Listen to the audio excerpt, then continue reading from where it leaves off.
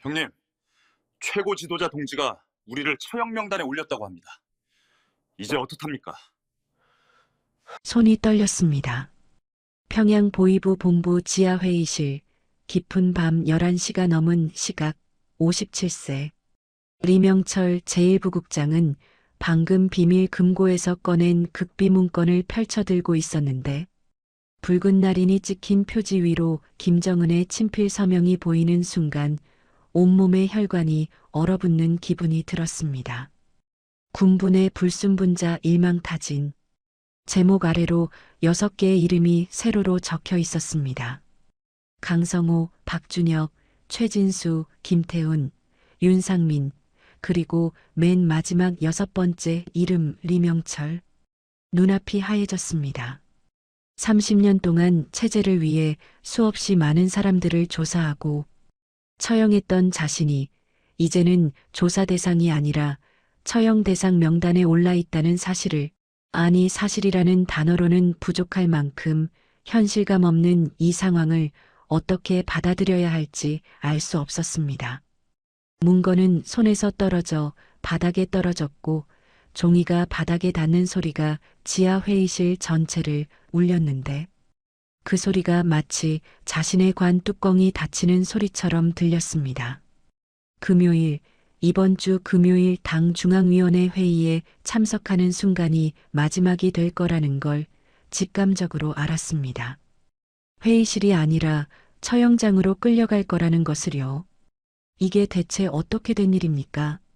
왜 평생을 충성으로 바친 우리 6명이 이런 명단에 올라야 했습니까?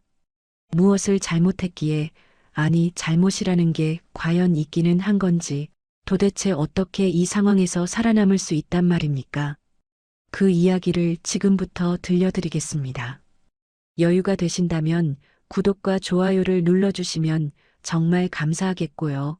지금 이 사연을 듣고 계신 지역을 댓글로 남겨주시면 따뜻한 인사를 전하겠습니다. 그날 아침은 평범했습니다. 2024년 3월 18일 월요일, 평양의 아침 공기는 차가웠지만 봄 기운이 조금씩 느껴지는 그런 날씨였습니다. 리명철은 여느 때처럼 새벽 5시에 일어나 간단한 체조를 하고 아침 식사를 했습니다. 아내가 차려준 된장국과 김치, 흰 쌀밥. 평양 특권층의 식탁이라고 해서 특별할 것도 없었습니다. 오늘 회의 있으시죠? 아내가 물었습니다. 리명철은 고개를 끄덕였습니다. 네, 저녁 늦을 겁니다. 보위부 제1부국장이라는 직책은 겉으로는 화려해 보였지만 실상은 매일이 긴장의 연속이었습니다. 언제 어디서 누가 감시하는지 알 수 없고 한 번의 실수가 곧 죽음으로 이어지는 세계. 하지만 리명철은 조심스러웠고 충실했습니다. 30년 동안 단 한 번도 당에 대한 충성심을 의심받은 적이 없었습니다. 오전 8시 보위부 본부에 도착했습니다. 21층짜리 회색 건물, 평양 시내 한복판에 서 있지만 그 누구도 함부로 쳐다볼 수 없는 곳이었습니다. 경비들이 경례를 했고 리명철은 익숙하게 엘리베이터를 타고 16층 자신의 집무실로 향했습니다. 국장 동지, 중앙당에서 전달 문건이 왔습니다. 비서가 봉투를 건넸습니다. 붉은 밀봉 도장이 찍힌 두꺼운 봉투였습니다. 리명철은 평소처럼 봉투를 받아 집무실 안으로 들어갔습니다. 창문 너머로 평양 시내가 내려다 보였습니다. 주체 사상탑이 보였고 대동강이 흐르는 게 보였습니다. 봉투를 뜯었습니다. 안에는 간단한 지시문이 들어 있었습니다. 오늘 밤 23시 지하회의실 제3호실로 단독 출석할 것. 극비문건 전달 예정. 서명은 당 중앙위원회 조직지도부였습니다. 이상했습니다. 통상적으로 극비문건은 낮 시간에 전달되었고 밤늦은 시각에 지하회의실로 부르는 경우는 드물었습니다. 하지만 의심할 수도 없었습니다. 중앙당의 지시는 곧 법이었으니까요. 하루 종일 일상적인 업무를 처리했습니다. 각 지역 보위부 지부에서 올라온 보고서를 검토하고 정치범 수용소 운영 현황을 점검하고 간부 인사 문제를 논의했습니다. 겉으로는 평범한 하루였지만 마음 한편에는 계속 밤 11시 회의가 신경 쓰였습니다. 저녁 6시 퇴근 시간이 되었지만 리명철은 자리를 뜨지 않았습니다. 집으로 돌아갔다가 다시 올 수도 있었지만 그냥 집무실에 남아있기로 했습니다. 비서에게 저녁 식사를 간단히 가져오라고 지시했습니다. 시간이 천천히 흘렀습니다. 밤 9시, 10시. 평양의 밤은 고요했습니다. 보위부 본부 건물 안도 점점 조용해졌습니다. 대부분의 직원들이 퇴근했고 야간 당직조만 남아 있었습니다. 11시가 되었습니다. 리명철은 엘리베이터를 타고 지하로 내려갔습니다. 지하 3층, 극비 회의실들이 있는 층이었습니다. 복도는 형광등 불빛만 희미하게 켜져 있었고 발소리가 울렸습니다. 제3호실 앞에 도착했습니다. 문을 열고 들어갔습니다. 회의실 안에는 아무도 없었습니다. 긴 탁자와 의자들만 놓여 있었습니다. 하지만 탁자 위에 하나의 서류 봉투가 놓여 있었습니다. 붉은 밀봉 도장, 그리고 김정은의 친필 서명이 보였습니다. 리명철은 천천히 봉투를 집어들었습니다.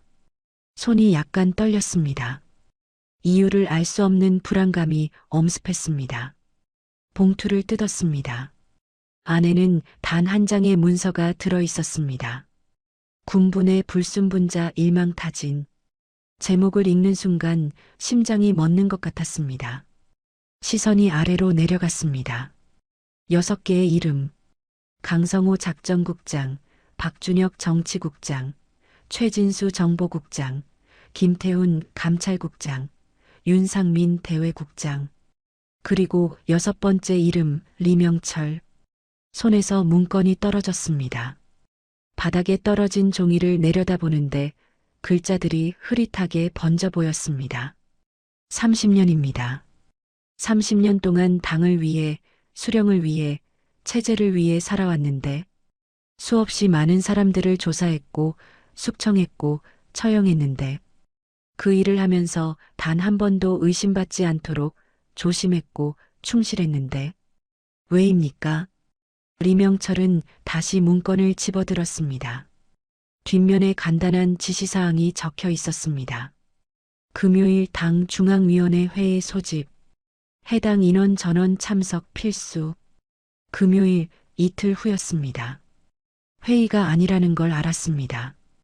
회의실이 아니라 신문실로 끌려갈 거라는 것도 알았습니다.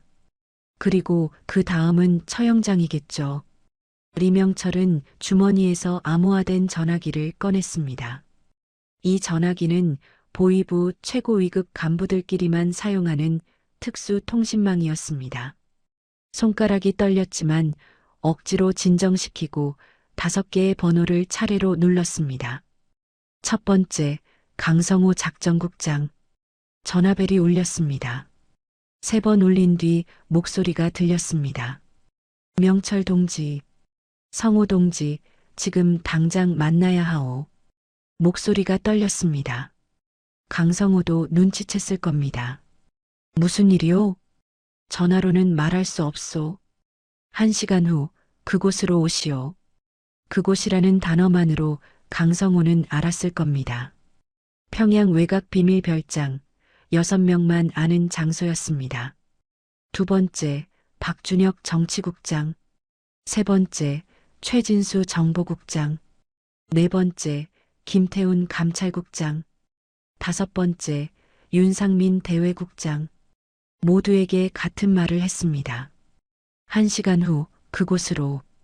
전화를 끊고 리명철은 회의실을 나왔습니다. 복도를 걸어 엘리베이터로 향하는데 다리에 힘이 없었습니다. 30년 동안 수많은 위기를 겪었지만 이번은 달랐습니다. 이건 위기가 아니라 종말이었습니다. 지하 주차장으로 내려가 자신의 차에 탔습니다. 운전병 없이 혼자 운전했습니다. 평양 시내를 빠져나와 외곽도로로 향했습니다. 밤 12시가 넘은 시각, 도로는 텅 비어 있었습니다. 별장에 도착했을 때 다른 5명이 이미 와 있었습니다. 모두 창백한 얼굴이었습니다. 같은 문건을 받았다는 걸 서로의 표정만 봐도 알 수 있었습니다. 거실에 모여 앉았습니다. 리명철이 문건을 펼쳐 보였습니다. 가장 나이 많은 박준혁 정치국장이 떨리는 목소리로 물었습니다. 리명철 동지, 우리가 무슨 잘못을 했단 말이오? 리명철이 차갑게 대답했습니다.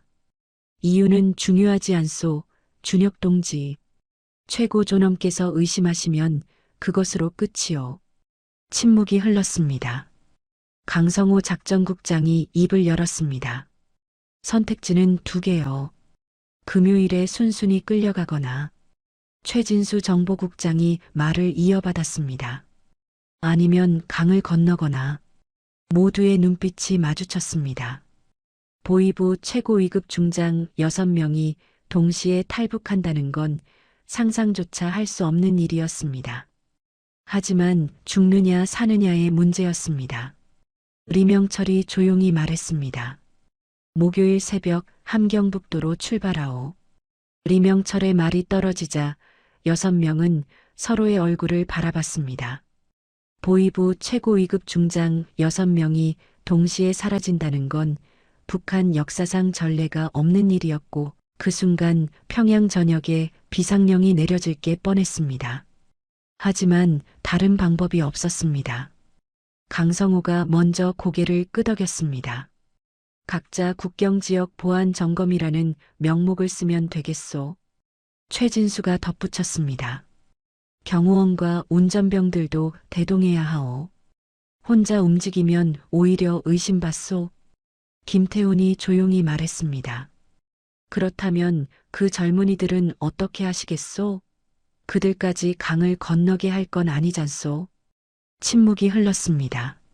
리명철이 무겁게 입을 열었습니다.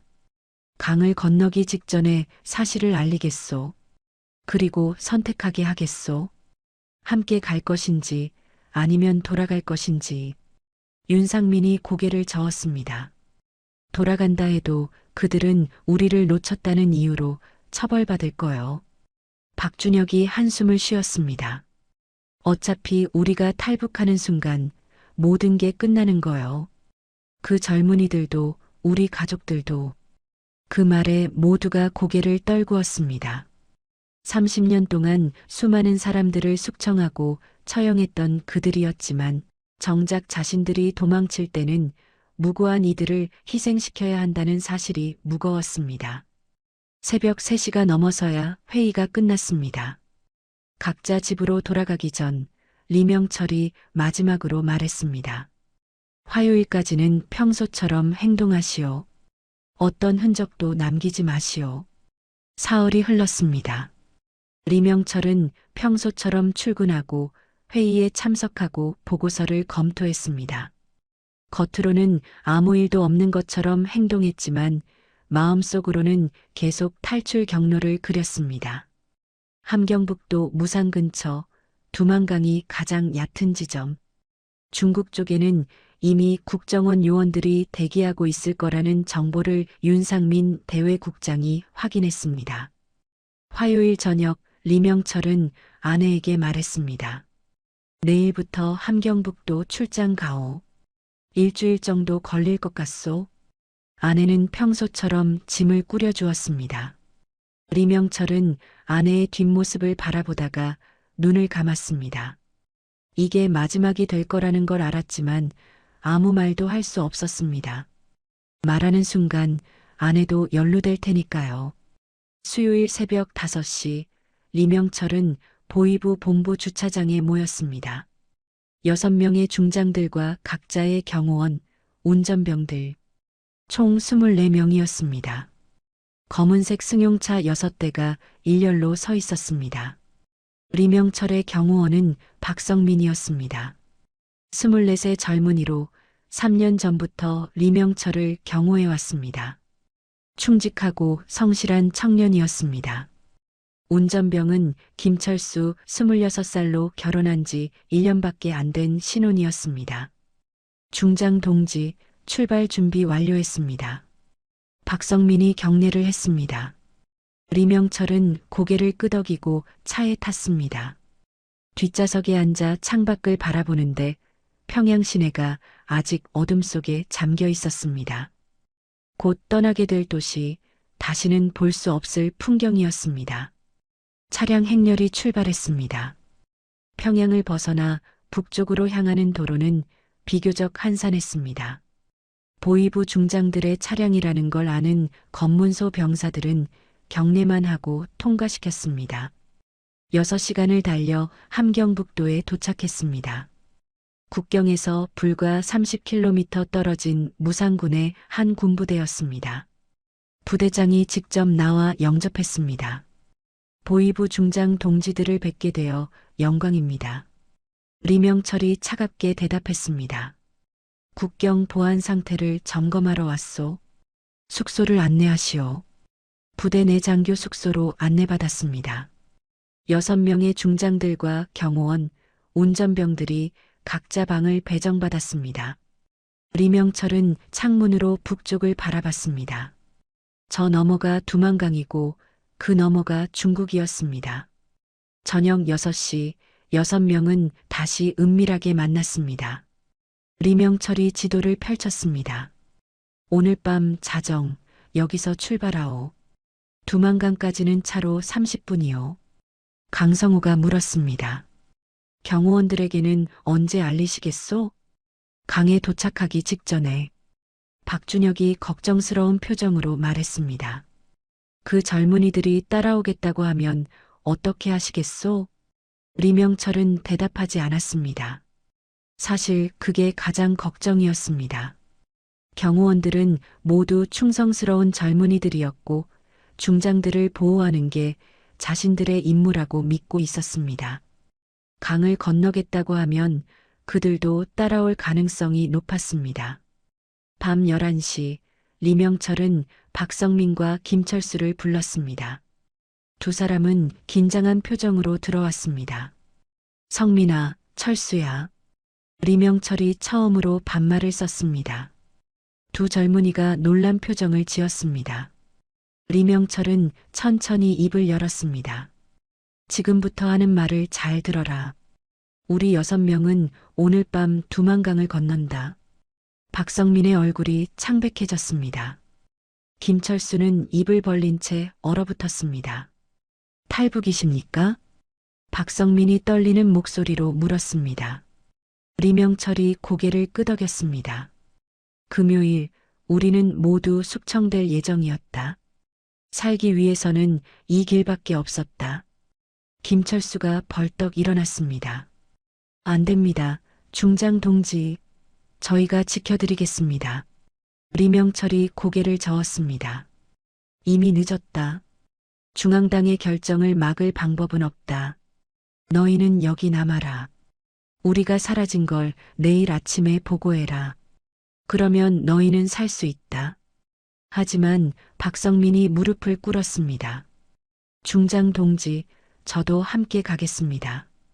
김철수도 무릎을 꿇었습니다. 저도 갑니다. 중장님을 지키는 게 제 임무입니다. 리명철의 가슴이 먹먹해졌습니다. 다른 방에서도 같은 상황이 벌어지고 있었습니다. 20명이 넘는 경호원들과 운전병들이 모두 중장들을 따라가겠다고 했던 겁니다. 자정이 되었습니다. 24명이 조용히 군부대를 빠져나왔습니다. 차량 6대가 불을 끄고 천천히 움직였습니다.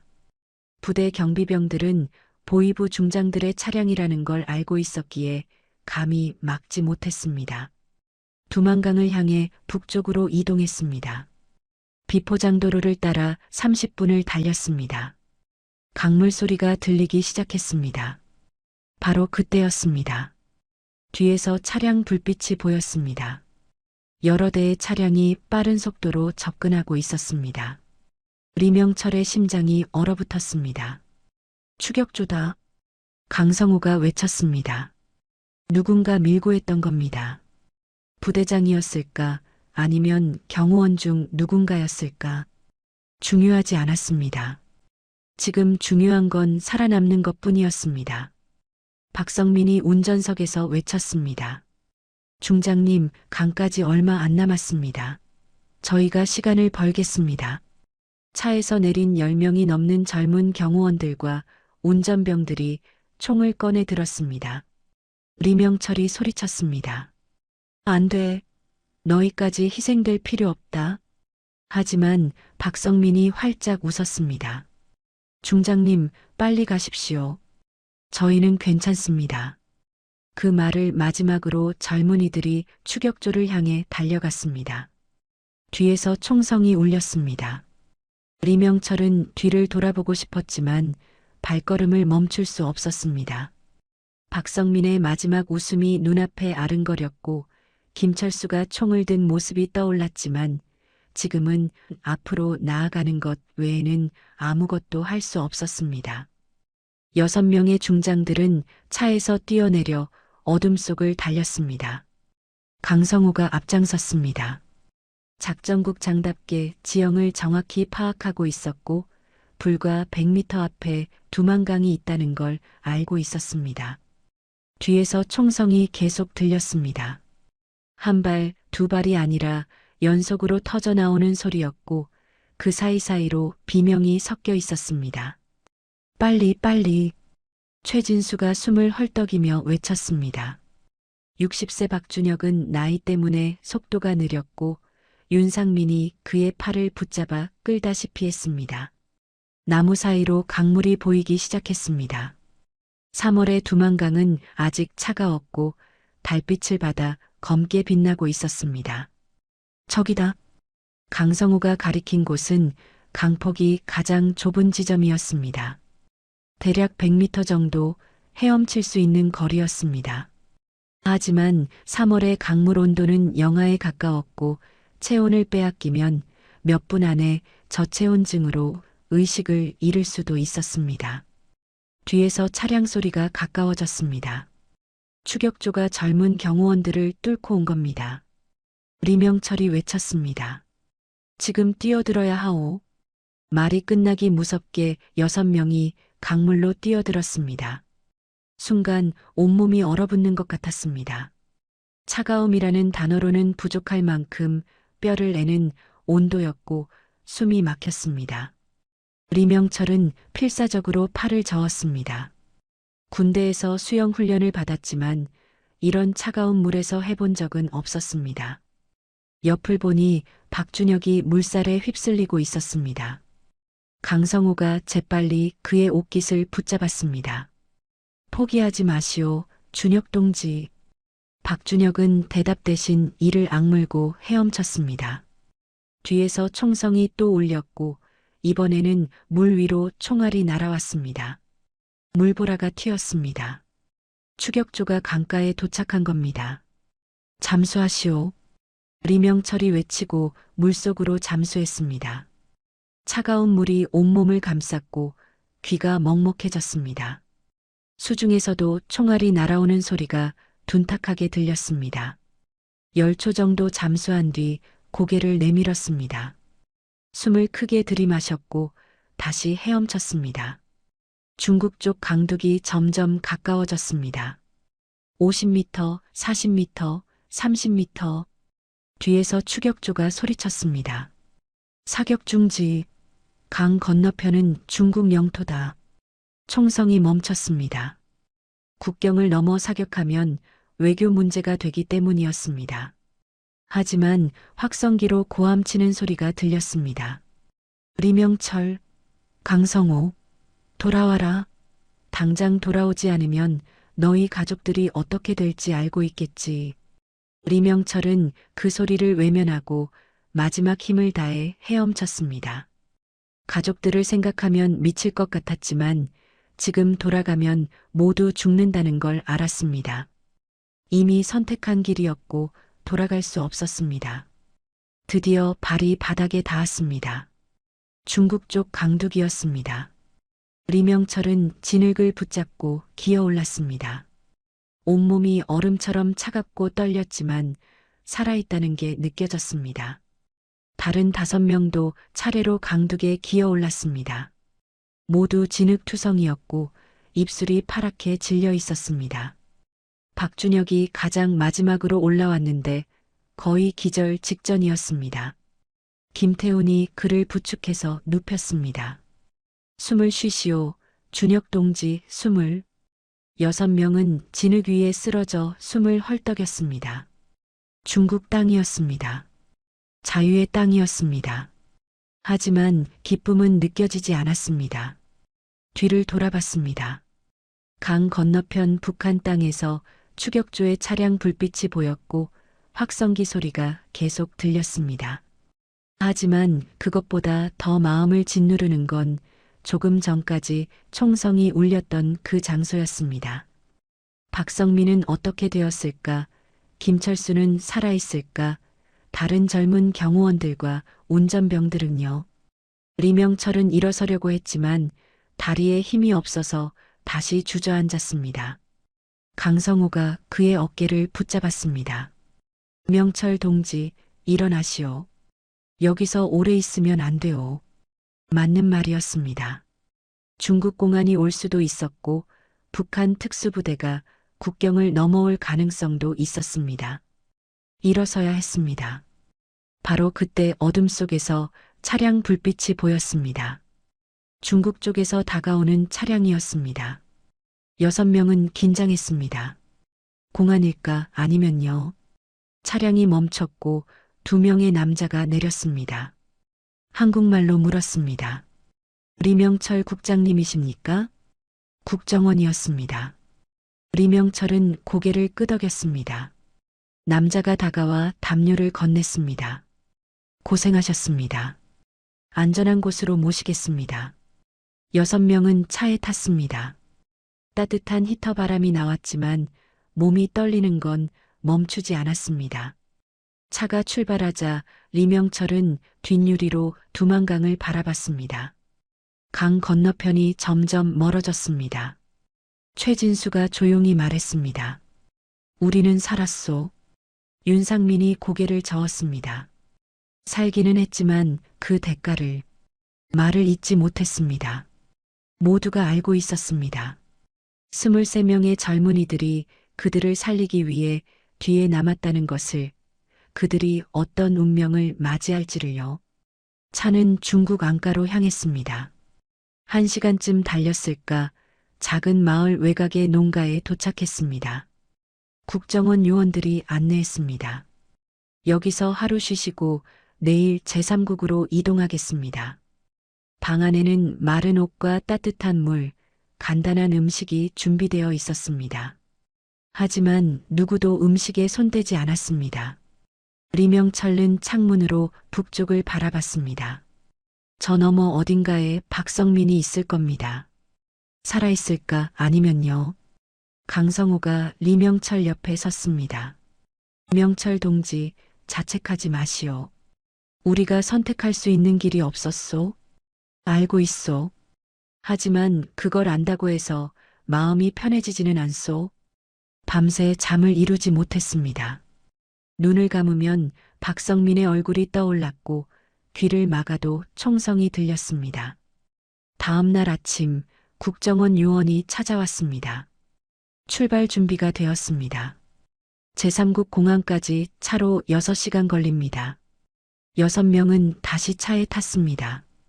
중국 내륙을 가로질러 남쪽으로 향했습니다. 창밖으로 낯선 풍경이 지나갔지만 아무도 밖을 보지 않았습니다.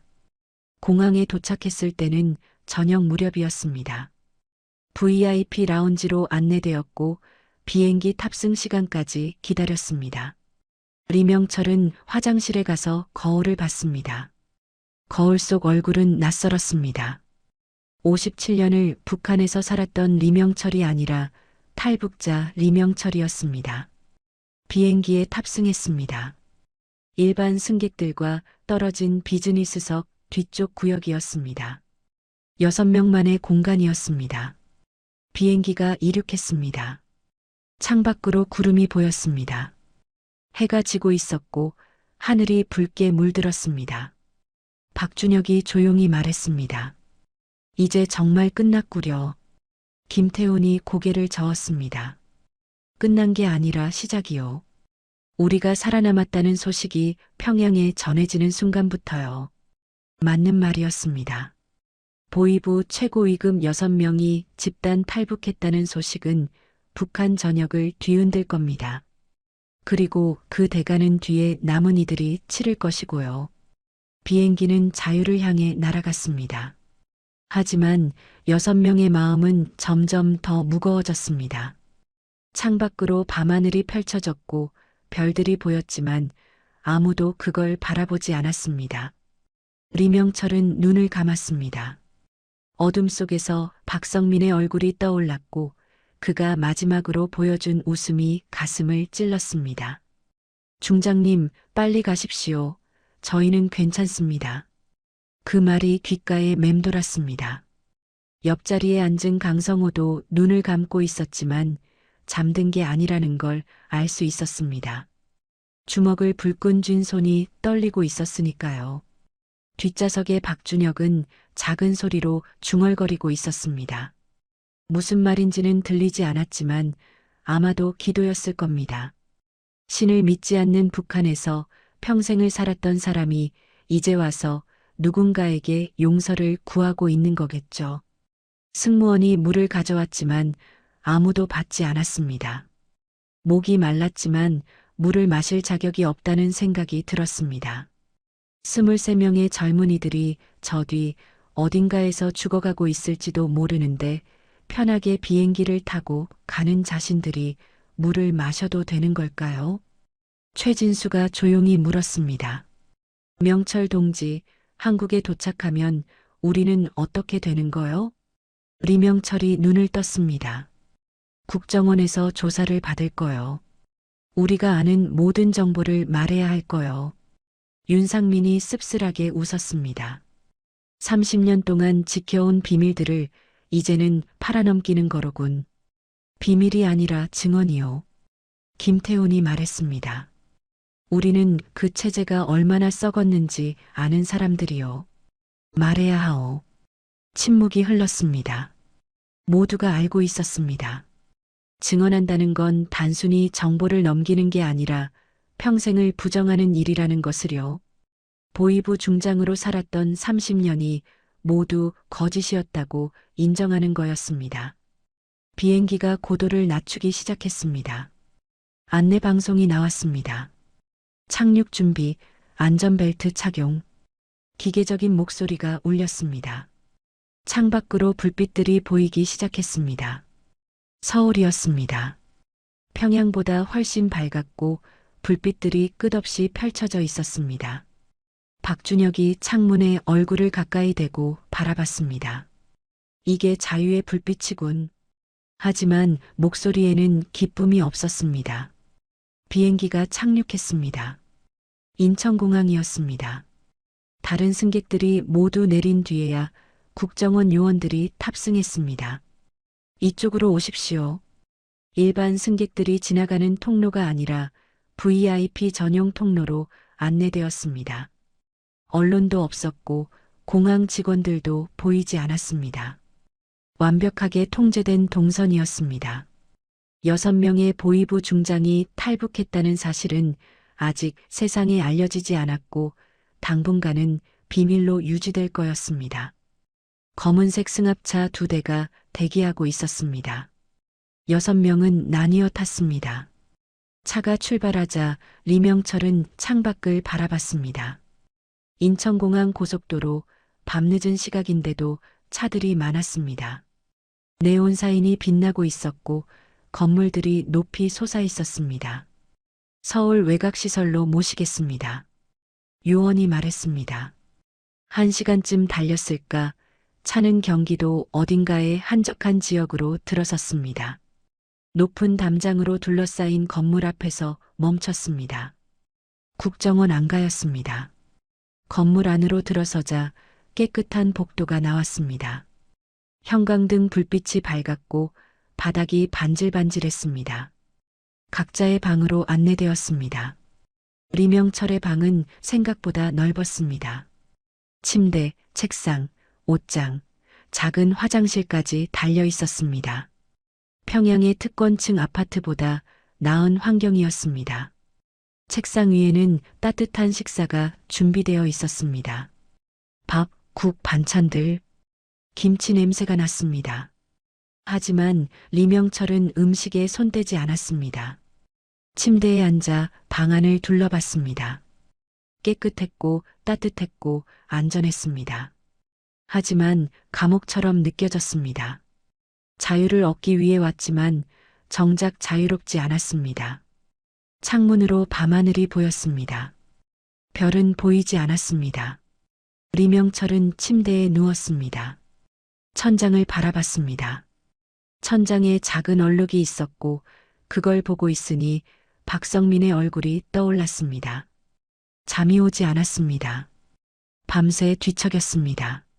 눈을 감으면 두만강이 보였고 총성이 들렸습니다. 새벽 4시쯤 되어서야 얕은 잠에 들었지만 곧 악몽에 시달렸습니다. 박성민이 피를 흘리며 쓰러지는 꿈이었습니다. 아침 6시 문을 두드리는 소리에 잠에서 깼습니다.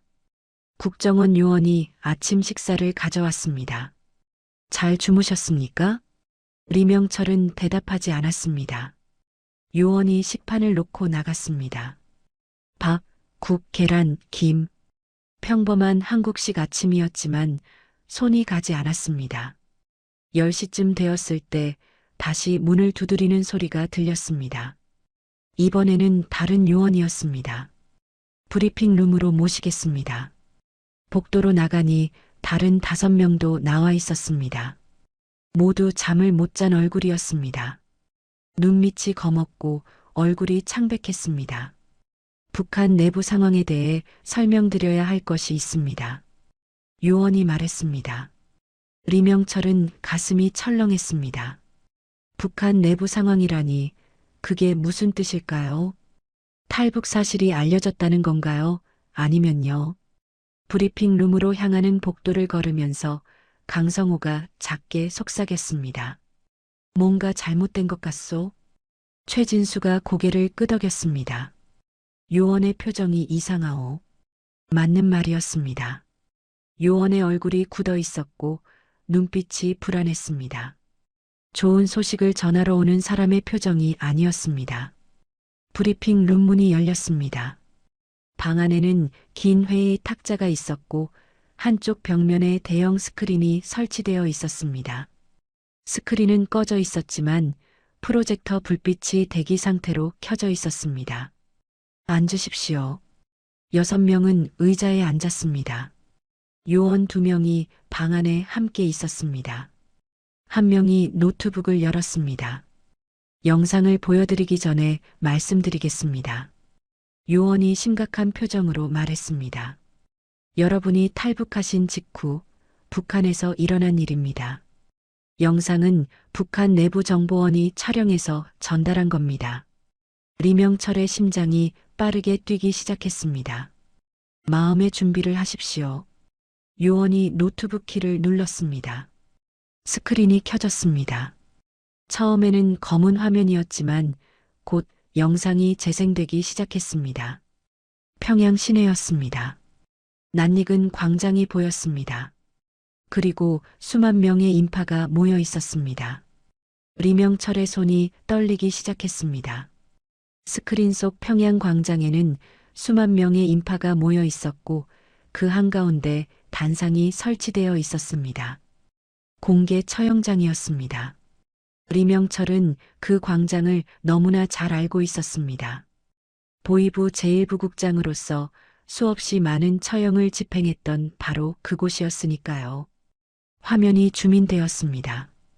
단상 위에 무릎 꿇고 있는 사람들이 보이기 시작했습니다. 1명, 2명이 아니었습니다. 길게 늘어선 줄. 리명철은 숨을 멈췄습니다. 가장 앞에 있는 사람의 얼굴이 보였기 때문입니다. 박성민이었습니다. 24세 젊은 경호원, 중장님 먼저 가십시오. 저희는 괜찮습니다. 라고 말했던 그 청년이 지금 무릎을 꿇고 고개를 숙인 채 있었습니다.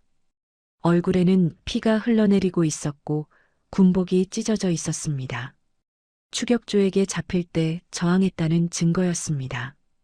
옆에 앉은 강성호가 작게 신음했습니다. 화면 속에 자신의 경호원도 보였기 때문입니다. 박준혁은 입을 막고 있었고 최진수는 의자를 붙잡고 있었습니다. 하지만 충격은 거기서 끝나지 않았습니다. 카메라가 천천히 옆으로 이동하자 더 많은 얼굴들이 보였습니다. 김철수 운전병, 그리고 그 옆에 젊은 여자가 무릎 꿇고 있었습니다. 김철수의 아내였습니다. 결혼한 지 1년밖에 안 된 신혼부부였는데 아내까지 끌려온 겁니다. 안 돼. 리명철의 입에서 소리가 새어나왔습니다. 하지만 영상은 계속되었습니다. 카메라가 더 움직이자 노인의 얼굴이 보였습니다. 박성민의 어머니였습니다. 예순이 넘어 보이는 여자가 아들 옆에 무릎 꿇고 있었고 하얗게 센 머리가 바람에 흩날렸습니다. 삼족을 멸한다는 북한의 법이었습니다. 반역자가 나오면 그의 가족 3대를 모두 처형한다는 리명철 자신도 수없이 집행했던 바로 그 법이 지금 자신이 살리려고 했던 사람들에게 적용되고 있었습니다. 화면 속에서 확성기 소리가 울렸습니다. 탈북도 온 반역자 일당을 인민 앞에 세운다. 억양 없는 기계적인 목소리였습니다. 리명철은 그 목소리의 주인도 알고 있었습니다. 보위부 심판관이었습니다. 자신의 부하였던 사람이었습니다. 반역자들은 최고 존엄을 배신하고 적국으로 도주하려는 중장 역적들을 도왔다. 그 죄는 삼족을 멸해도 모자란다. 광장에 모인 수만 명이 일제히 구호를 외쳤습니다. 처형하라, 처형하라. 리명철은 그 소리를 들으며 온몸이 얼어붙는 것을 느꼈습니다. 저 사람들 중에는 자신이 아는 얼굴들도 섞여 있을 겁니다. 보위부 직원들, 당 간부들, 평양 시민들. 그들이 지금 박성민의 죽음을 요구하고 있었습니다. 화면 속 박성민이 고개를 들었습니다. 카메라가 그의 얼굴을 클로즈업했습니다. 눈가에 멍이 들어 있었고 입술이 터져 있었지만 눈빛만은 살아 있었습니다. 그는 광장을 둘러봤습니다. 마치 누군가를 찾는 것처럼. 리명철은 알았습니다. 저 청년이 자신을 찾고 있다는 것을요. 자신이 살아서 강을 건너기를 바라고 있다는 것을요. 심판관의 목소리가 다시 울렸습니다. 즉시 형을 집행한다. 총을 든 병사들이 나타났습니다. 10명쯤 되는 병사들이 일렬로 섰습니다. 박성민 뒤에, 김철수 뒤에, 다른 경호원들과 운전병들 뒤에, 그리고 그들의 가족들 뒤에도. 브리핑 룸 안 강성호가 벌떡 일어났습니다. 끝이오. 더 이상 못 보겠소. 하지만 국정원 요원이 고개를 저었습니다. 보셔야 합니다. 이것이 현실입니다. 총성이 울렸습니다. 한꺼번에 터져나온 총성이 스피커를 통해 브리핑 룸을 가득 메웠습니다. 화면 속에서 사람들이 쓰러졌습니다. 박성민이 앞으로 고꾸라졌고 김철수가 옆으로 넘어졌습니다. 김철수의 아내가 비명도 지르지 못하고 쓰러졌습니다. 박성민의 어머니가 아들 쪽으로 손을 뻗다가 그대로 무너졌습니다. 아이들도 있었습니다. 10살쯤 되어 보이는 남자아이가 쓰러졌고 더 어린 여자아이도 함께 쓰러졌습니다. 누구의 자녀인지는 몰랐지만 탈북을 도운 경호원의 가족이었을 겁니다.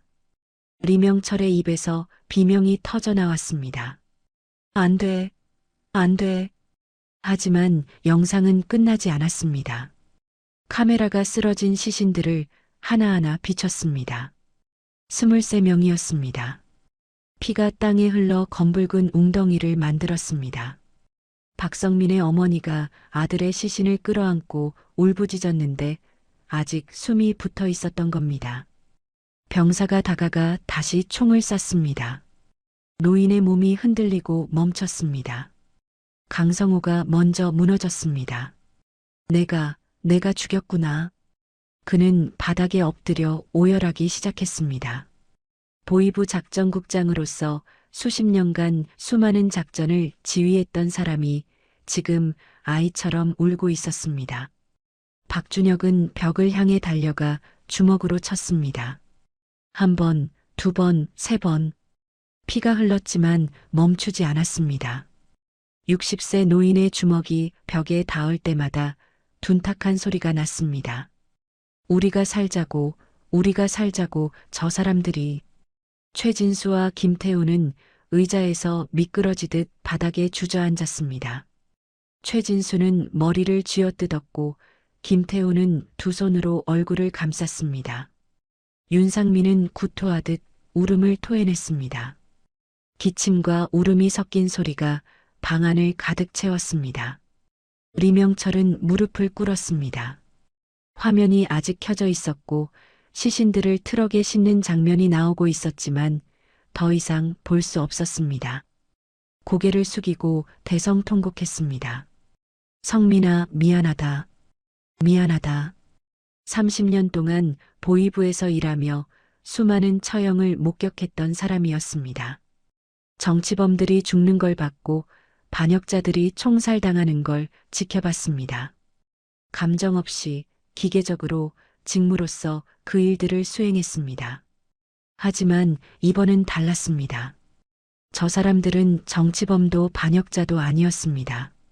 자신들을 살리기 위해 목숨을 바친 젊은이들이었습니다. 자신들에게 충성했던 부하들이었습니다. 그리고 그들의 무고한 가족들이었습니다. 국정원 요원이 영상을 껐습니다. 하지만 브리핑 룸의 어둠은 사라지지 않았습니다. 6명의 울음소리만 남았습니다. 요원 2명이 조용히 방을 나갔습니다. 6명을 혼자 두는 게 낫다고 판단했겠죠. 문이 닫히는 소리가 들렸습니다. 리명철은 고개를 들어 스크린을 바라봤습니다. 검은 화면이었지만 그 위에 박성민의 얼굴이 아른거렸습니다. 24의 젊은이, 충직했던 경호원, 마지막 순간까지 웃었던 청년. 우리는 살았소. 최진수가 떨리는 목소리로 말했습니다. 살았지만 이게 삶이요? 윤상민이 고개를 저었습니다. 23명이 우리 대신 죽었소. 23명이. 강성호가 벽에 기대어 섰습니다. 그의 얼굴은 눈물과 콧물로 범벅이었습니다. 자유를 얻었소. 하지만 그 대가가 이토록 무거울 줄은. 박준혁이 피 흘리는 주먹을 바라봤습니다. 우리는 평생 이 죄를 짊어지고 살아야 하오. 김태훈이 천장을 올려다봤습니다. 속죄할 방법이 있기는 한 거요? 침묵이 흘렀습니다. 6명은 서로의 얼굴을 바라봤습니다. 모두 같은 생각을 하고 있었습니다. 우리는 도망친 겁니다. 하지만 그들은 우리를 위해 죽었습니다. 이제 우리는 무엇을 해야 합니까? 리명철이 일어섰습니다. 다리가 후들거렸지만 억지로 힘을 주었습니다. 동지들, 우리가 할 수 있는 일이 있소. 5명이 그를 바라봤습니다. 리명철이 계속 말했습니다. 증언하는 거요. 북한 정권의 만행을 세상에 알리는 거요. 저 23명이 헛되이 죽지 않았다는 걸 증명하는 거요. 강성호가 고개를 끄덕였습니다. 맞소. 우리는 보위부 최고 위급이었소. 우리가 아는 모든 것을 말해야 하오. 강성호의 말이 브리핑 룸에 울렸지만 그 말이 실천으로 이어지기까지는 시간이 필요했습니다. 6명은 서로를 바라봤고 아무도 먼저 일어서지 못했습니다. 무릎에 힘이 없었고 다리가 떨렸으니까요. 국정원 요원이 다시 들어왔습니다. 6명의 상태를 보더니 조용히 말했습니다. 오늘은 쉬십시오. 내일부터 천천히 시작하겠습니다. 각자의 방으로 돌아가는 복도는 길게 느껴졌습니다. 리명철은 자신의 방문 앞에 섰지만 한동안 문을 열지 못했습니다.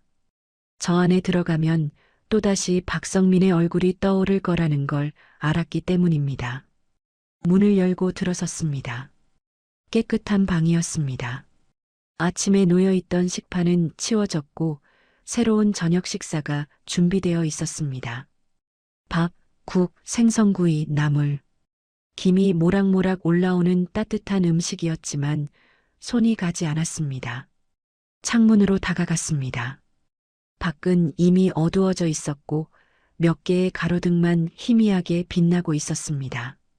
서울 외곽이라 그런지 평양보다도 조용했습니다. 리명철은 유리에 비친 자신의 얼굴을 봤습니다. 57년을 살아온 얼굴이었지만 낯설게 느껴졌습니다. 침대에 앉았습니다. 시계를 봤습니다.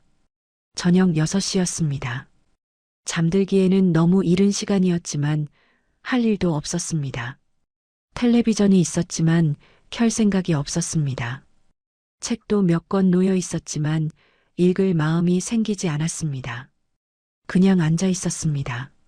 시간이 천천히 흘렀습니다. 7시, 8시, 9시.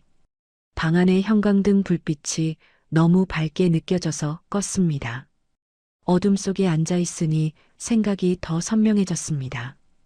박성민의 마지막 얼굴이 떠올랐습니다.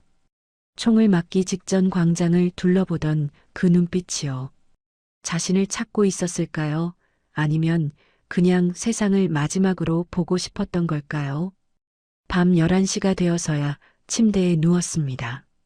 눈을 감았지만 잠이 오지 않았습니다. 어둠 속에서 영상의 장면들이 재생되었습니다. 무릎 꿇은 사람들, 총을 든 병사들, 쓰러지는 시신들. 눈을 떠도 천장에 그 장면들이 아른거렸습니다. 새벽 2시쯤 되어서야 얕은 잠에 들었지만 곧 깼습니다. 악몽이었습니다. 박성민이 자신을 바라보며 묻는 꿈이었습니다. 중장님, 왜 저를 버리셨습니까? 리명철은 식은땀을 흘리며 일어났습니다. 복도로 나갔습니다. 형광등이 희미하게 켜져 있었고 아무 소리도 들리지 않았습니다. 걷다가 창문 앞에 멈춰 섰습니다. 밤하늘에 별이 보였습니다. 평양에서는 볼 수 없었던 맑은 별들이었습니다. 잠이 안 오십니까? 뒤에서 목소리가 들렸습니다. 돌아보니 강성호였습니다. 그도 잠을 못 이루고 나온 거였습니다. 두 사람은 말없이 나란히 섰습니다. 성민이 얼굴이 계속 보이요. 리명철이 조용히 말했습니다.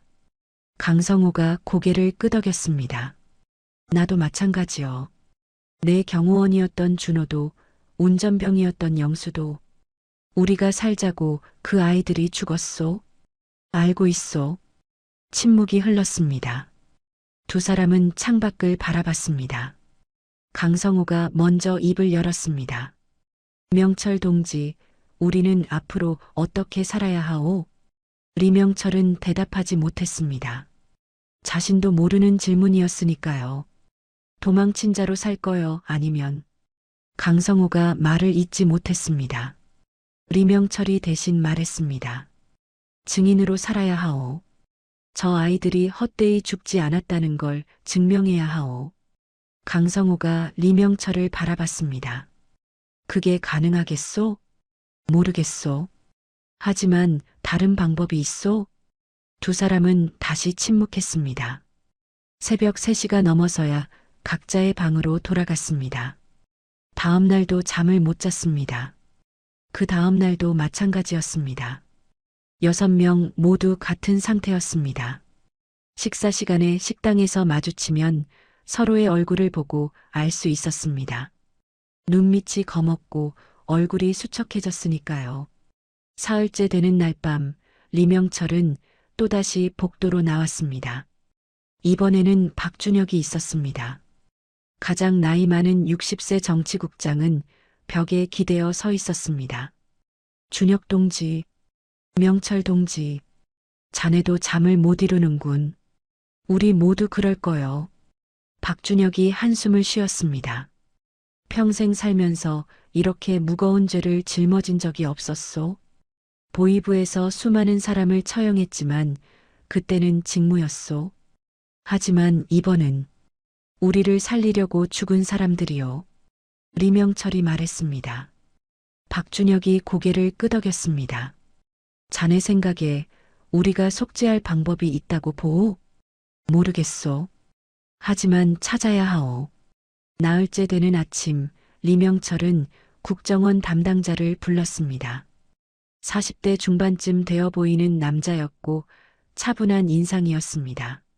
무엇을 도와드릴까요? 리명철이 천천히 말했습니다. 우리가 할 수 있는 일이 무엇입니까? 담당자가 잠시 생각하더니 대답했습니다. 증언하는 겁니다. 북한 정권의 실상을, 보위부의 만행을, 정치범수용소의 진실을 세상에 알리는 거죠. 그게 저 죽은 아이들에게 의미가 있겠습니까? 담당자가 진지하게 대답했습니다. 의미를 만드는 건 당신들입니다. 보위부 최고위급 6명의 증언은 그 어떤 탈북자의 증언보다 무겁습니다. 국제사회를 움직일 수 있습니다. 리명철은 창밖을 바라봤습니다. 봄 햇살이 들어오고 있었습니다. 언제부터 시작하면 됩니까? 준비되시면 언제든지. 그날 저녁 리명철은 5명을 불러 모았습니다. 식당에서 6명이 마주 앉았습니다. 처음으로 준비된 음식을 조금씩 먹었습니다. 힘을 내야 했으니까요. 리명철이 입을 열었습니다. 동지들 결정했소. 내일부터 증언을 시작하겠소. 5명이 고개를 끄덕였습니다. 최진수가 말했습니다. 정치범수용소 실상부터 시작하는 게 좋겠소. 세상이 가장 모르는 부분이니까. 김태훈이 덧붙였습니다. 공개 처형 시스템도 말해야 하오. 3종 멸살 제도도. 윤상민이 조용히 말했습니다. 우리가 직접 집행했던 일들도 고백해야 하오.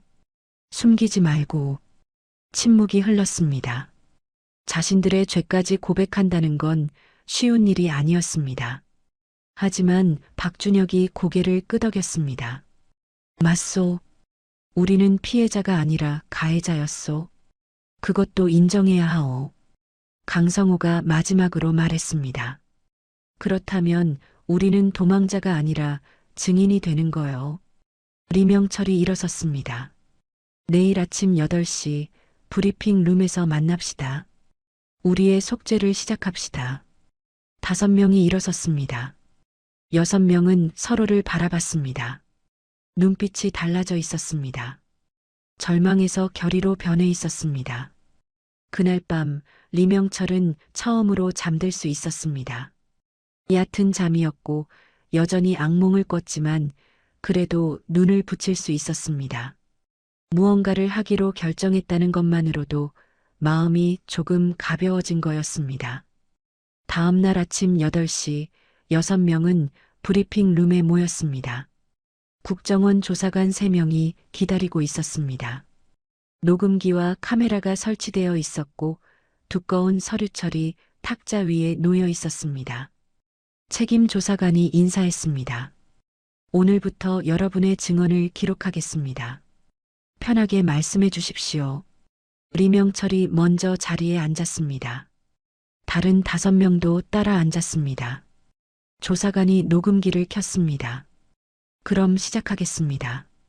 먼저 정치범수용소에 대해 말씀해 주시겠습니까? 최진수 정보국장이 입을 열었습니다.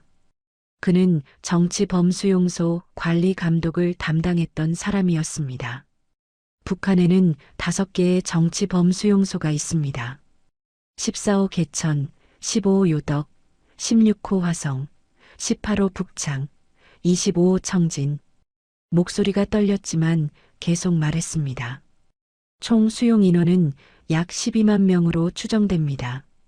이 중 절반 이상은 정치범 본인이 아니라 그의 가족입니다. 3족을 함께 수용하니까요.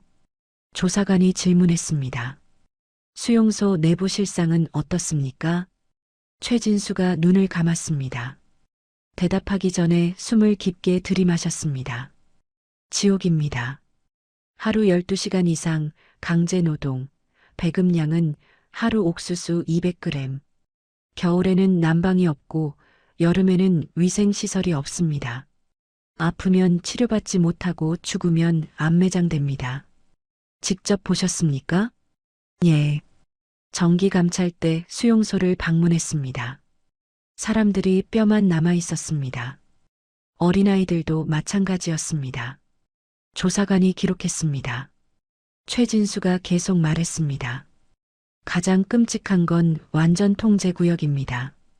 한번 들어가면 평생 나올 수 없습니다.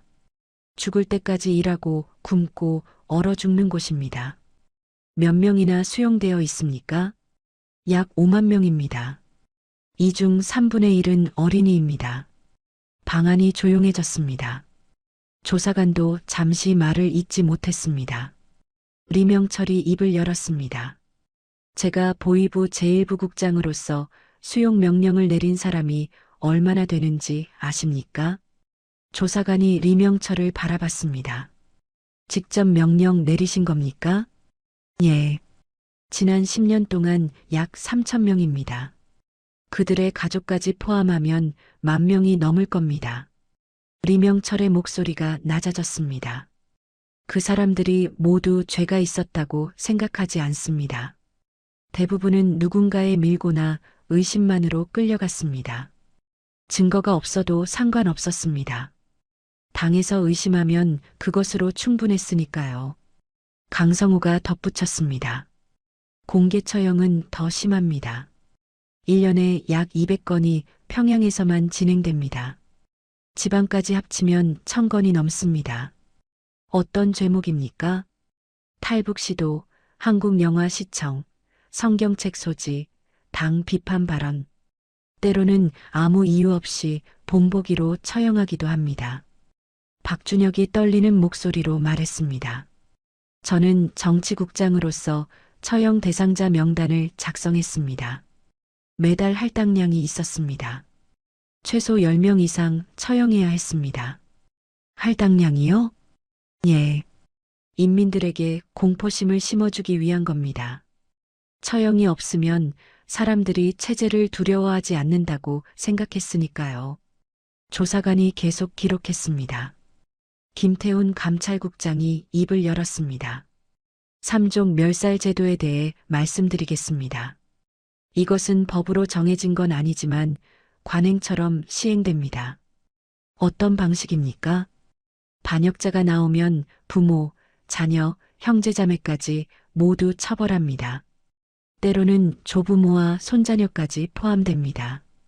이번에 우리 경호원들이 당한 것처럼요. 그 말에 방안이 무거워졌습니다. 김태훈이 계속 말했습니다. 제가 감찰국장으로서 이런 집단 처벌을 감독한 횟수는 수백 번이 넘습니다. 무고한 아이들이 부모의 죄 때문에 죽는 걸 수없이 봤습니다. 윤상민 대외국장이 조용히 말했습니다. 해외 공작에 대해서도 말씀드려야 할 것 같습니다. 북한은 전 세계에 공작원을 파견해서 탈북자들을 추적합니다. 납치도 합니까? 예. 중국에 있는 탈북자들을 납치해서 북한으로 데려옵니다. 지난 5년 동안 약 200명이 이런 식으로 끌려갔습니다. 조사관이 놀란 표정을 지었습니다. 한국에도 공작원이 있습니까? 있습니다. 하지만 구체적인 내용은 보안 때문에 저도 전부 알지 못합니다.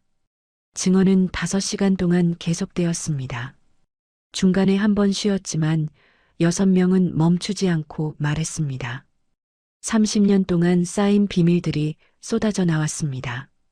점심시간이 되어서야 증언이 잠시 멈췄습니다. 식당으로 이동했지만 아무도 많이 먹지 못했습니다. 자신들의 죄를 고백하는 일이 생각보다 힘들었습니다. 리명철이 창밖을 바라보며 말했습니다. 우리가 이렇게 말하는 게 의미가 있을까요? 강성우가 대답했습니다. 모르겠소. 하지만 하지 않으면 저 아이들이 더 헛되이 죽는 거요. 오후에는 더 구체적인 증언이 이어졌습니다. 리명철이 직접 집행했던 처형에 대해 말했습니다. 2019년 봄 한 여성을 처형했습니다. 죄목은 성경책 소지였습니다. 그녀에게는 10살 딸이 있었습니다. 목소리가 떨렸습니다. 딸도 함께 처형했습니다. 어머니가 총에 맞아 쓰러지는 걸 보고 비명을 지르는 아이를 제가 명령해서 쏘게 했습니다. 조사관도 펜을 쥔 손이 떨렸습니다. 왜 그렇게 하셨습니까? 명령이었습니다. 하지만 그게 변명이 될 수 없다는 걸 압니다. 리명철이 고개를 숙였습니다. 그 아이의 얼굴을 잊을 수 없습니다. 지금도 꿈에 나타납니다. 다른 5명도 각자 자신이 저지른 일들을 고백했습니다. 강성호는 탈북자 가족을 수용소로 보낸 일을, 박준혁은 무고한 사람을 간첩으로 조작한 일을, 최진수는 고문으로 거짓 자백을 받아낸 일을, 김태호는 뇌물을 받고 죄인을 풀어준 일을, 윤상민은 해외에서 공작 실패로 요원을 벌인 일을 말했습니다. 저녁 6시가 되어서야 첫날 증언이 끝났습니다. 6명은 지쳐 있었습니다. 육체적으로도 정신적으로도요. 각자의 방으로 돌아가기 전 리명철이 모두를 불러 세웠습니다. 동지들, 오늘 우리가 한 일이 작은 시작이라도 되기를 바랍니다. 박준혁이 고개를 끄덕였습니다. 적어도 우리는 더 이상 도망자는 아니요. 그날 밤 리명철은 방으로 돌아가 책상 앞에 앉았습니다. 백지를 꺼냈습니다. 그리고 펜을 들었습니다. 천천히 이름을 쓰기 시작했습니다. 박성민 24, 김철수 26, 박성민의 어머니 김순이 61살. 한 글자 한 글자 정성스럽게 썼습니다. 눈물이 떨어져 종이를 적셨지만 멈추지 않았습니다. 23개의 이름을 모두 적을 때까지요. 마지막 이름까지 쓰고 나서 리명철은 펜을 내려놓았습니다. 종이를 바라봤습니다. 23줄의 이름들이 적혀 있었고 각 이름 옆에는 나이와 관계가 함께 적혀 있었습니다. 박성민 경호원 24, 김철수 운전병 26, 박성민 모친 김순이 61살, 김철수 아내 이영우 23. 이름들을 하나하나 읽었습니다. 소리내어 읽었습니다. 목소리가 떨렸지만 끝까지 읽었습니다. 이 사람들의 이름을 잊지 않겠다는 다짐이었습니다. 종이를 조심스럽게 접어서 지갑에 넣었습니다. 항상 가지고 다니기 위해서였습니다. 그날 밤 리명철은 처음으로 깊게 잠들었습니다. 악몽은 여전히 찾아왔지만 이전보다는 덜 고통스러웠습니다. 다음 날 아침 증언이 계속되었습니다. 이번에는 더 구체적인 내용들이었습니다. 리명철이 브리핑 룸에 들어서자 조사관들이 기다리고 있었습니다. 어제 증언하신 내용 중에서 확인이 필요한 부분이 있습니다. 조사관이 서류를 펼쳤습니다. 14호 개천 수용소에서 진행되는 의학 실험에 대해 아시는 게 있습니까? 최진수가 얼굴이 창백해졌습니다. 알고 있습니다. 하지만 그건 말하기 어렵습니다. 말씀해 주셔야 합니다. 최진수가 눈을 감았습니다. 한참을 망설이다가 입을 열었습니다. 수용소 내에 비밀 연구동이 있습니다. 그곳에서 수용자들을 대상으로 생체 실험을 합니다. 화학무기 효과 테스트, 신약 실험, 바이러스 감염 관찰. 조사관이 펜을 쥔 손이 떨렸습니다. 직접 보셨습니까? 예. 2번 방문했습니다. 유리창 너머로 실험실을 봤습니다.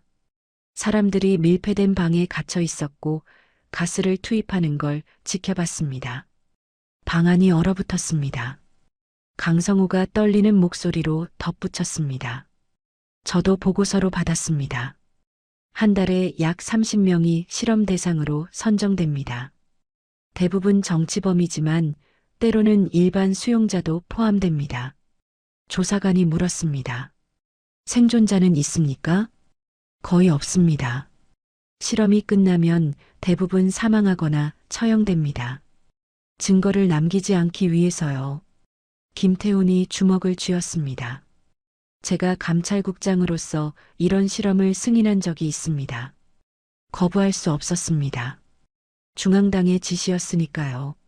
리명철이 조용히 말했습니다. 우리는 모두 공범입니다. 직접 하지 않았어도 묵인했고 승인했습니다. 그것도 죄입니다. 오전 내내 증언이 이어졌습니다. 공개 처형의 구체적인 방법, 고문 기술, 간첩 조작 과정, 뇌물 시스템, 30년 동안 쌓인 비밀들이 하나씩 드러났습니다. 점심시간에 6명은 식당에 모였습니다. 아무도 많이 먹지 못했습니다. 자신들의 죄를 고백하는 게 생각보다 힘들었습니다. 리명철이 지갑에서 종이를 꺼냈습니다. 어젯밤 쓴 23개의 이름이 적힌 종이였습니다. 다른 5명에게 보여줬습니다. 이걸 보시오. 강성호가 종이를 받아들었습니다. 이름들을 읽는 그의 손이 떨렸습니다. 성민이, 철수, 순이 할머니, 박준혁도 종이를 받습니다. 우리를 위해 죽은 사람들이군. 최진수가 조용히 물었습니다. 명철 동지, 왜 이걸 쓰셨소? 잊지 않기 위해서요. 우리가 왜 여기 있는지, 왜 증언해야 하는지 기억하기 위해서요. 윤상민이 고개를 끄덕였습니다. 나도 써야겠소. 내 경호원과 운전병의 이름을. 김태훈이 덧붙였습니다. 우리 모두 써야 하오. 그리고 평생 가지고 다녀야 하오. 그날 저녁 6명은 각자의 방에서 이름을 썼습니다. 자신의 경호원, 운전병, 그리고 그들의 가족들. 모두 합치면 23개의 이름이었습니다. 다음 날 아침 브리핑 룸에서 다시 만났을 때 6명은 각자 써온 종이를 펼쳤습니다. 리명철이 제안했습니다. 이 이름들을 함께 읽읍시다. 6명이 돌아가며 한 명씩 이름을 읽었습니다. 리명철이 시작했습니다. 박성민 24, 강성호가 이어받았습니다. 김철수 26, 박준혁이 떨리는 목소리로 읽었습니다. 김순희 61살, 최진수, 김태훈, 윤상민이 차례로 읽었습니다. 23개의 이름을 모두 읽는데 3분이 걸렸습니다. 마지막 이름을 읽고 나서 6명은 침묵했습니다. 리명철이 말했습니다. 우리가 살아있는 한 이 이름들을 기억합시다. 5명이 고개를 끄덕였습니다. 강성호가 말했습니다. 그리고 이 이름들이 헛되지 않도록 우리가 할 수 있는 모든 것을 합시다. 그날부터 증언은 더 깊어졌습니다. 6명은 자신들이 저지른 구체적인 범죄들을 하나씩 고백했습니다. 숨기지 않았습니다. 변명하지 않았습니다. 사실을 있는 그대로 말했습니다. 리명철은 자신이 명령한 공개 처형의 횟수를 세었습니다. 10년 동안 100여 건이었습니다. 그중 절반 이상은 증거가 불충분한 사건이었습니다.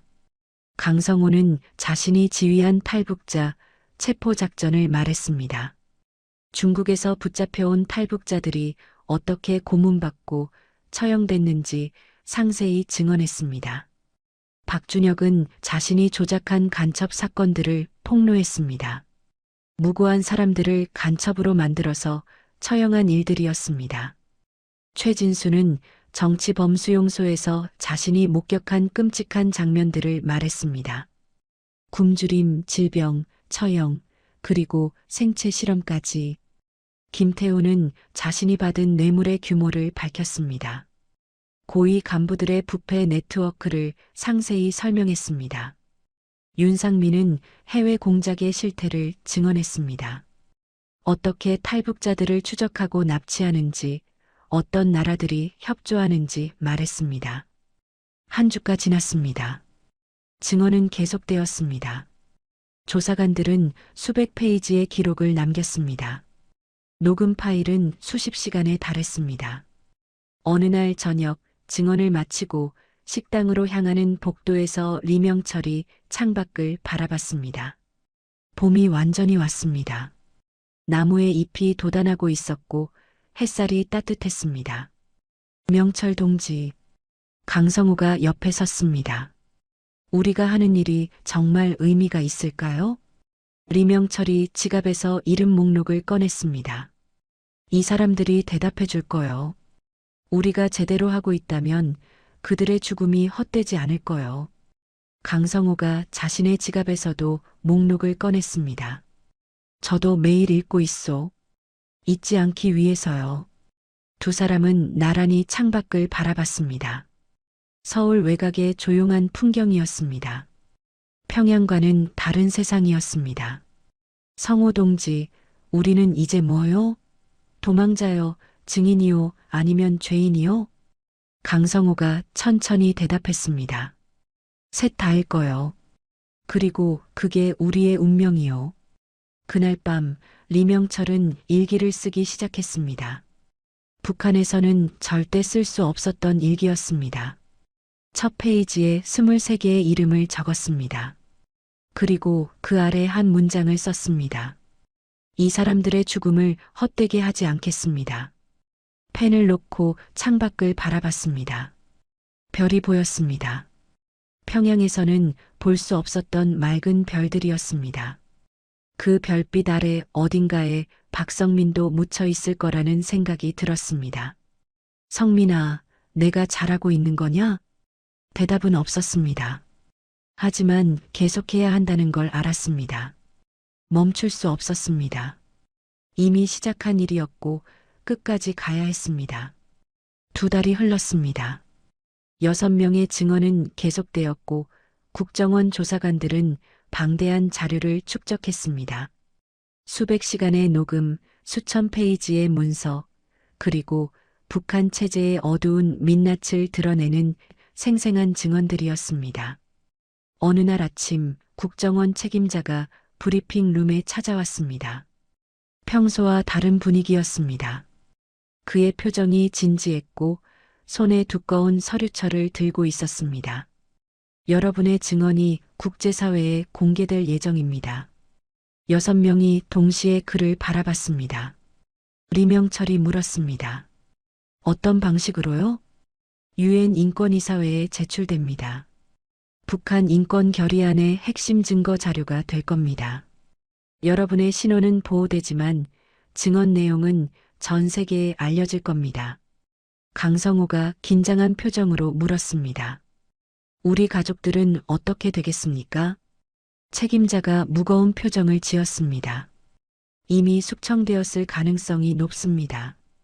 여러분이 탈북한 순간 그들의 운명도 결정되었을 겁니다. 침묵이 흘렀습니다. 모두 알고 있었던 사실이었지만 직접 듣는 건 달랐습니다. 박준혁이 떨리는 목소리로 말했습니다. 그렇다면 우리가 증언하는 게 더 의미가 있지 않겠소? 우리 가족들도 저 경호원들도 모두 이 체제 때문에 희생되었소. 최진수가 고개를 끄덕였습니다. 맞소. 더 많이 알려야 하오. 세상이 북한의 실상을 알아야 하오. 책임자가 서류철을 펼쳤습니다. 한 가지 더 말씀드릴 게 있습니다. 여러분의 증언 중 일부가 언론에 공개될 예정입니다. 익명으로요. 김태훈이 물었습니다. 어떤 내용입니까? 정치범 수용소의 실상, 공개 처형 시스템, 3종 멸살제도, 그리고 생체 실험에 대한 내용도 포함됩니다. 윤상민이 조용히 말했습니다. 좋소. 세상이 알아야 하오. 그곳에서 지금도 사람들이 죽어가고 있소. 리명철이 일어섰습니다. 우리가 더 할 수 있는 게 있습니까? 책임자가 리명철을 바라봤습니다. 직접 증언하실 의향이 있으십니까? 얼굴을 가리고 음성을 변조하겠지만 카메라 앞에서 말씀하시는 겁니다. 6명은 서로를 바라봤습니다. 리명철이 먼저 대답했습니다. 하겠습니다. 다른 5명도 고개를 끄덕였습니다. 일주일 후 촬영이 시작되었습니다. 검은 배경 앞에 의자가 놓여 있었고 카메라 3대가 설치되어 있었습니다. 6명은 순서대로 앉아서 증언했습니다. 리명철이 먼저였습니다. 얼굴에는 검은 천이 씌워져 있었고 음성 변조기를 통해 목소리가 나왔습니다. 저는 북한 보위부 제1부국장이었습니다. 30년 동안 이 체제를 지키기 위해 수많은 사람을 숙청하고 처형했습니다. 카메라 렌즈를 똑바로 바라보며 말했습니다. 하지만 그들 중 대부분은 무고했습니다. 증거가 없었고 죄도 없었습니다. 단지 누군가의 의심이나 밀고만으로 죽었습니다. 목소리가 떨렸지만 계속했습니다. 정치범 수용소에는 지금 이 순간에도 12만 명이 갇혀 있습니다. 그중 절반은 어린아이들입니다. 그들은 부모의 죄 때문에 평생을 감옥에서 보냅니다. 강성우가 다음이었습니다. 공개 처형은 1년에 1000건이 넘습니다. 탈북 시도, 한국 드라마 시청, 성경책 소지. 이런 이유로 사람들이 광장에서 총살당합니다. 최진수가 생체 실험에 대해 말했습니다. 14호 수용소에는 비밀 연구동이 있습니다. 그곳에서 수용자들을 대상으로 화학무기를 테스트합니다. 저는 두 눈으로 봤습니다. 박준혁이 3종 멸살 제도를 설명했습니다. 반역자가 나오면 부모, 자녀, 형제자매까지 모두 처형됩니다.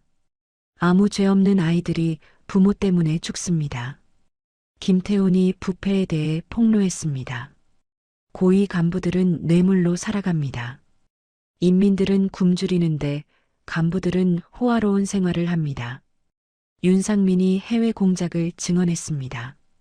북한은 전 세계에 공작원을 보내 탈북자들을 추적합니다. 중국에서 납치된 탈북자들은 북한으로 끌려가 처형됩니다.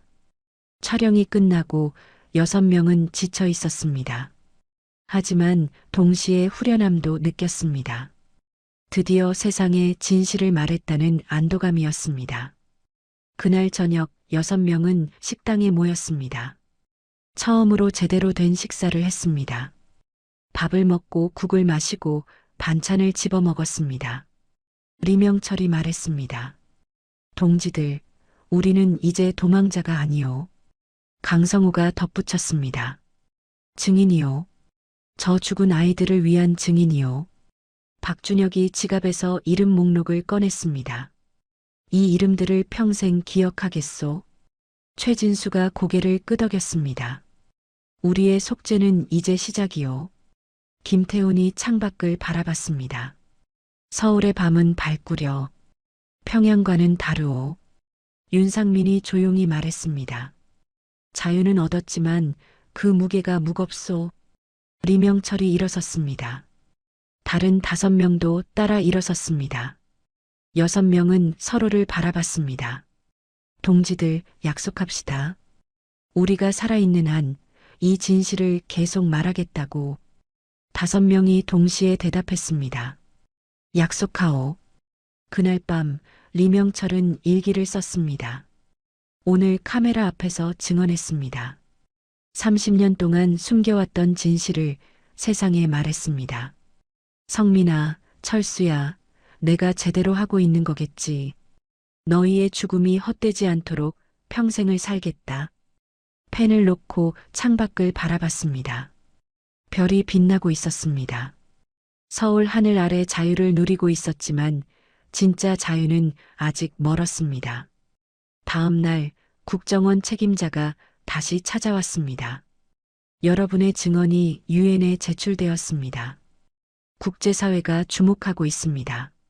리명철이 물었습니다. 변화가 있을까요? 책임자가 솔직하게 대답했습니다. 당장은 어렵습니다. 하지만 여러분의 증언은 기록으로 남을 겁니다. 언젠가 북한이 변할 때 이 기록들이 역사의 증거가 될 겁니다. 강성우가 말했습니다.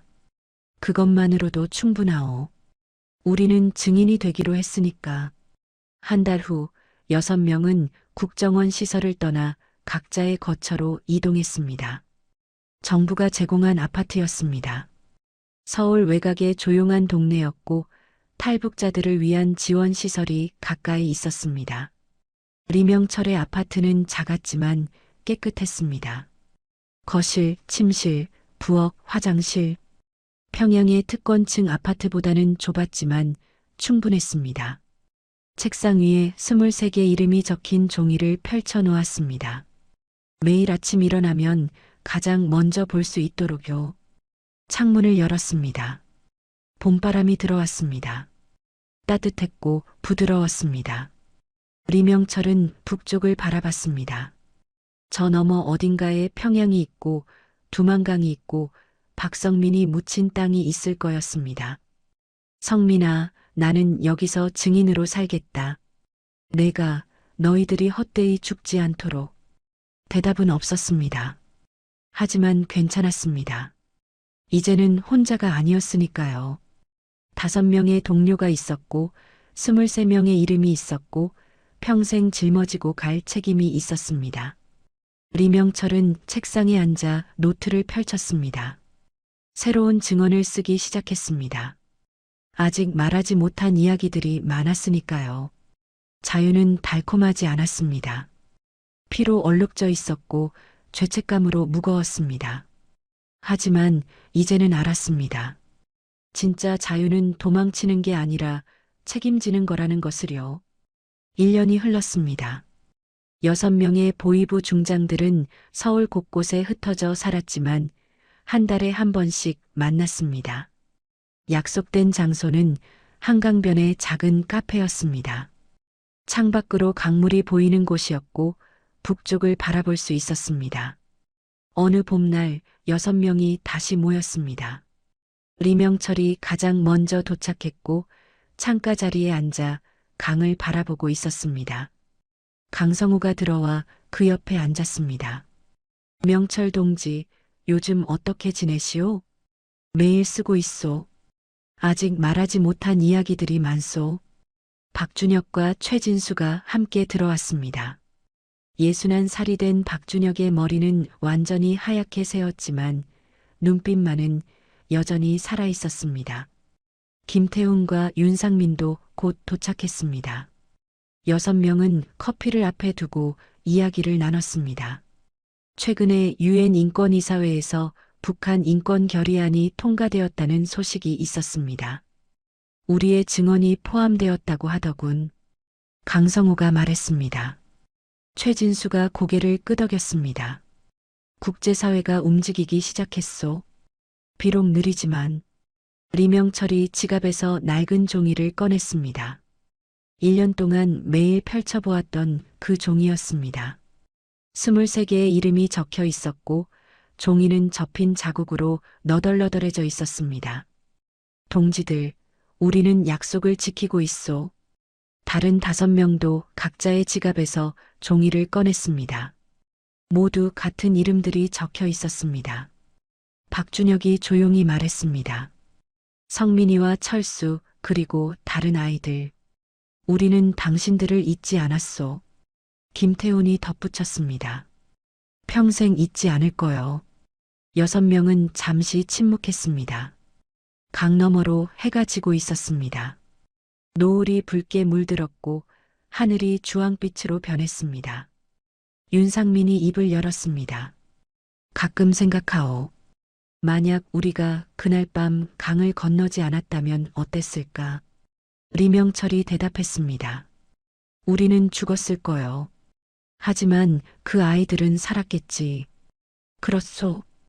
우리의 목숨과 그들의 목숨을 바꾼 셈이요. 강성우가 고개를 저었습니다. 하지만 이미 선택했소.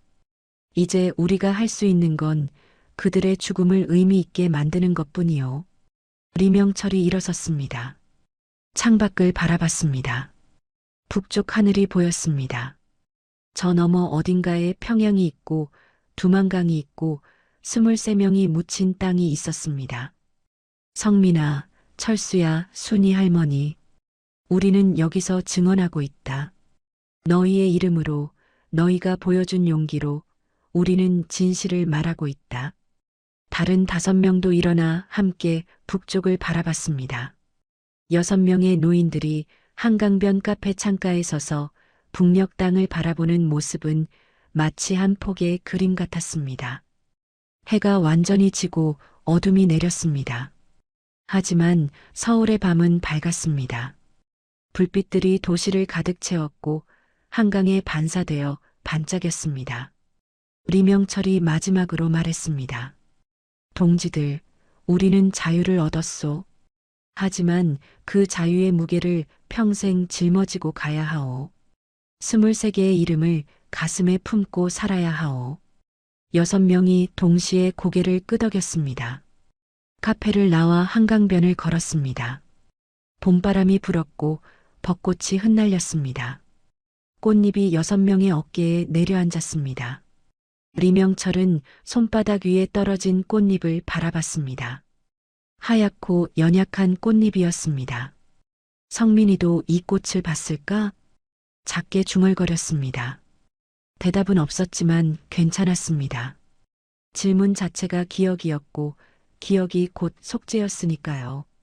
그날 밤 리명철은 아파트로 돌아와 책상 앞에 앉았습니다. 노트를 펼쳤습니다.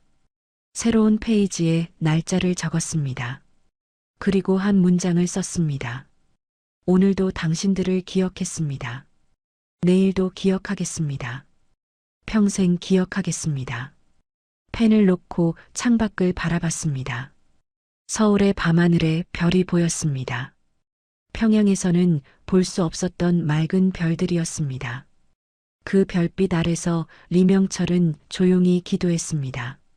신을 믿지 않았던 사람이 이제는 누군가에게 용서를 구하고 있었습니다. 23개의 이름은 종이에만 있는 게 아니었습니다. 가슴에 새겨져 있었고 매일 아침 눈을 뜰 때마다 떠올랐습니다. 밥을 먹을 때도 걸을 때도 잠들기 전에도 평생 함께 살아갈 이름들이었습니다. 6명의 보위부 중장은 이제 증인이 되었습니다. 도망자에서 증인으로, 가해자에서 고백자로 변했습니다. 완전한 속죄는 불가능했지만 그래도 계속 걸어가고 있었습니다. 23명의 이름을 가슴에 품고 평생의 죄책감을 짊어지고 진실을 말하며 살아가고 있었습니다. 서울 하늘 아래 자유를 얻었지만 자유롭지 못한 6명의 노인들. 그들의 속죄는 이제 막 시작되었습니다. 여러분, 오늘 이야기는 여기까지입니다. 보위부 최고 위급 중장 6명의 집단 탈북, 그리고 그들을 살리기 위해 목숨을 바친 23명의 이름. 자유의 대가가 얼마나 무거운지, 그리고 진짜 자유란 무엇인지를 보여주는 이야기였습니다. 우리가 당연하게 누리는 이 자유가 누군가에게는 목숨을 건 선택이었고, 살아남은 자들에게는 평생의 죄책감이었습니다. 리명철과 5명의 동료들은 도망친 게 아니라 증인이 되기로 선택했습니다. 23명의 이름을 기억하며 진실을 말하는 것, 그것이 그들이 찾은 속죄의 방법이었습니다. 때로는 살아남는 것보다 어떻게 살아가느냐가 더 중요합니다. 6명의 중장들은 자유를 얻었지만 그 자유의 무게를 평생 짊어지고 살아갑니다. 하지만 그 무게가 있기에 그들의 증언이 의미를 가집니다. 오늘 이야기가 마음에 와닿으셨다면 구독과 좋아요를 눌러주시면 정말 감사하겠습니다. 여러분의 작은 관심이 이런 이야기들을 계속 전할 수 있는 힘이 됩니다. 다음에도 더 좋은 이야기로 찾아뵙겠습니다. 오늘 하루도 소중한 분들과 함께 따뜻하게 보내시길 바랍니다. 감사합니다.